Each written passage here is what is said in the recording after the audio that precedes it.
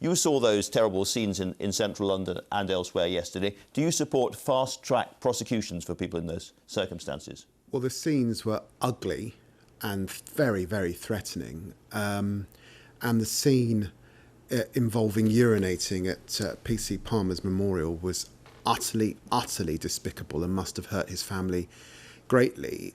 Fast track, yes, absolutely. Of course we want speedy justice. But I would say we have a massive backlog currently in our justice system because of coronavirus.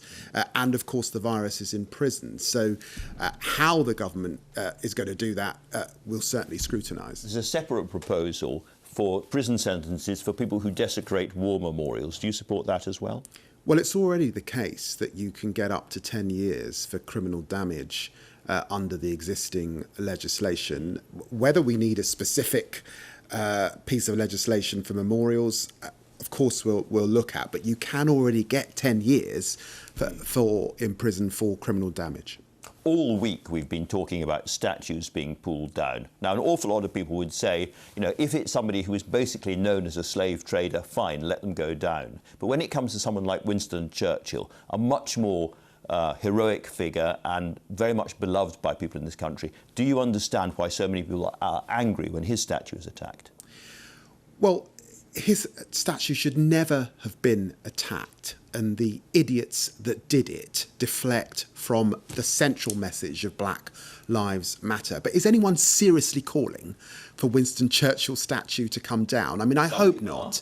I mean, clearly, Winston Churchill stood in Parliament prior to the war. He was one of the only MPs speaking out against appeasement. He then, after Chamberlain resigned, became leader and led a coalition government that defeated fascism. And for all of those reasons, he's hugely respected. So I wouldn't support his statue coming down. But I recognise, of course, there's a debate about what he did in Bengal with the famine, what he did in the Tony Pandy riots. And I did a documentary for Channel 4 just a few months ago, where I looked at his attitude to Africans that had contributed to the First World War, and he was found wanting.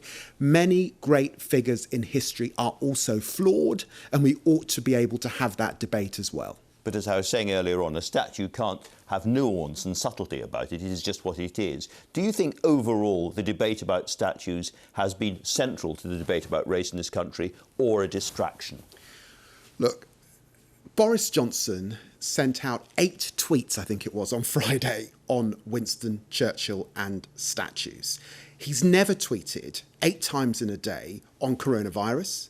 He's never tweeted 8 times in a day on the Windrush review and what he's going to do about it, on the review that David Cameron asked me to do on disproportionality in the criminal justice system and what he's going to do about it. So this feels to me like a bit of a deflection. Let's get to the action. Let's have some substance. Let's do something about these historic injustices that still exist in our country. Let's respond to Black Lives Matter properly, call in the protesters, pass the legislation if it's needed, act now. And actually, there's no need for protest, and we can go on with dealing with the coronavirus, which must be the central aim. There was quite a sharp exchange this week in the House of Commons between the Home Secretary, Priti Patel, and a group of Black and Asian Labour MPs who objected to her using her own experiences as a young girl of racism in the House of Commons. And they said that was deflecting attention from the experience of other Black and Asian people in this country, and it shouldn't have happened. Do you support them? Well, I was in the Commons at the time, and I thought Florence Eshalomi, the MP for Vauxhall, gave a very, very emotional question where she evoked her 3-year-old son and wanting to see injustice solved. And Priti Patel's response was insensitive. But I have to say, I'm not into a facile debate about who's experienced more racism. That's not the point. I was going to say, a lot of people watching this programme might say, you know, it is her own experience, it was her own life as a younger woman and as a girl, and she had every right to use that. Why did you didn't sign that letter, I noticed. I wonder why not. Well, Priti and I are in a similar age group, so I can well understand when she said that she was called Paki, which was a horrible term, which was very commonplace, how that would have felt at the time. But as I say, let's deal with the substance. We still only have in this country 1% of police officers that are black, 1% of judges that are black, 51% of our young offenders institutions are from a black, Asian or minority ethnic background, languishing in those young offenders' prisons. So those are the serious issues that people want the government to deal with. Not statues, not Priti Patel, deal with the problems. Yeah. Nevertheless, this letter has caused a big row, and I just wonder, were you asked to sign it, and did you refuse? Front benchers, don't sign round-robin letters, so I would never have been asked. Some front benchers did sign it, in fact. I'm not aware that anyone in the shadow has, I think, signed it, for instance. Well, I wasn't aware of that, but I don't think it particularly adds to the debate. OK. All right, let me read you something from the leaked Public Health England report on BAME people and COVID-19, which was revealed to the BBC this week. It says, for many BAME communities, lack of trust of NHS services and healthcare treatment resulted in their reluctance to seek care on a timely basis and late presentation with disease. And that reminded me a little bit about what you said about black people and the criminal justice system. How did you react when you read that report? Well, it's horrifying. At the moment, across this country, it's hard to be black or Asian and not know someone or someone who knows someone who's died. I've lost an uncle. I've lost a classmate who died at 45 due to this terrible virus. But the point is, it's a scandal if 1 week Boris Johnson and Matt Hancock say Black Lives Matter, and then we find out today that they've buried part of the review that had the recommendations in it to do something about it. Where are the work assessments for black and ethnic minorities, particularly at the front line in public services? It's being published this week. Well, get on with it, because people are dying every day, and you said Black Lives Matter. It's no wonder why people are upset, because this is a very, very serious business. The statistics are grim. Again, you're in government. Do something about it. Save lives. All right. Picking up on a story, the front page story of the Sunday Times this morning, does the Labour Party support people being able to change their gender without medical identification, without medical checks? Well, I mean, the legislation was passed a few years ago, and actually I was part of that legislation.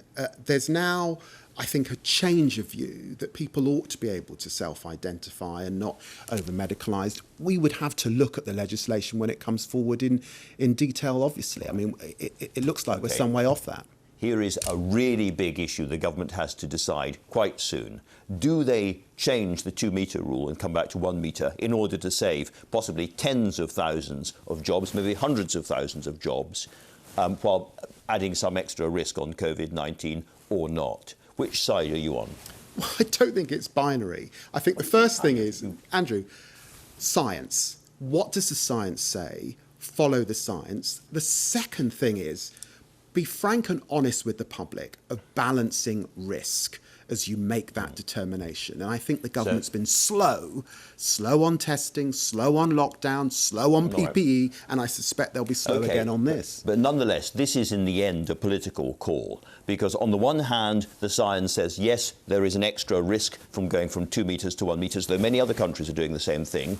On the other hand, the science also tells us that if there is a really, really grim recession with millions and millions of people losing their jobs, there will be suicides, there will be early deaths and so on from that as well. So it is a genuinely hard choice, which this government has to make pretty soon. Yes. And I'm just wondering what Labour would do.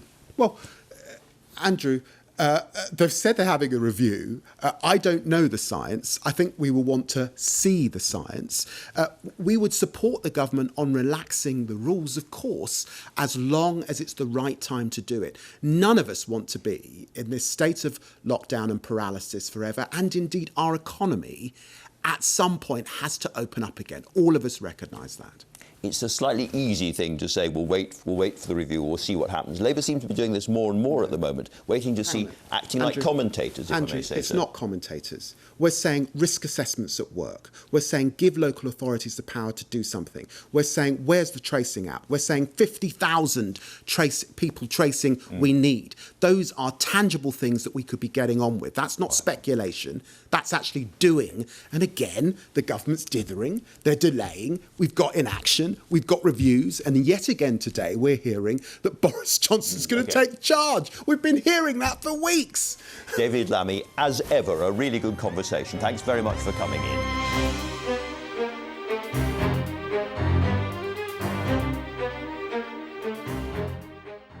See the headlines as they happen and watch BBC News live in the app and get the full story with bbc.co.uk/news.